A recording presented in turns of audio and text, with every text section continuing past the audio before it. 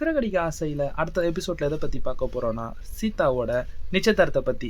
சீதாவோட நிச்சயதார்த்தத்துக்கு எந்த ஒரு குடிகாரனும் வராமல் பார்த்துக்கங்கன்னு அருண் சொன்னது குடும்பத்தில் ஒரே சர்ச்சை ஏற்படுது. எல்லாரும் முத்துவையே திரும்பி பார்க்குறாங்க. பார்த்த உடனே மீனாக்கு கோவம் வந்துடுது. எங்கள் குடும்பத்தில் அந்த மாதிரிலாம் யாரும் குடிகாரங்க இல்லைங்க, நீங்களே ஏதாவது வாய்க்கு வந்த மாதிரிலாம் பேசாதீங்க அப்படின்ட்டு. இல்லை மீனா, நான் கேஷுவலாக தான் சொன்னேன், நான் யாரையும் தனிப்பட்டெல்லாம் சொல்லலை அப்படின்னு சொல்லி அருண் சொல்கிறாரு. அதுக்கு உடனே சீதா, ஆமாக்கா அவர் சொல்கிறதும் கரெக்டு தானாக்கா, ஏதாவது குடிச்சிட்டு பிரச்சனை பண்ணால் பெரிய பெரிய ஆஃபீஸர்ஸ்லாம் வருவாங்கன்னு சொல்லியிருந்தாரு, அவருக்கு ரொம்ப அசிங்கமாக போயிடும் அப்படின்றாங்க. முத்து ஒரு மாதிரி வருத்தத்தோட சீதாவை பார்க்குறாரு.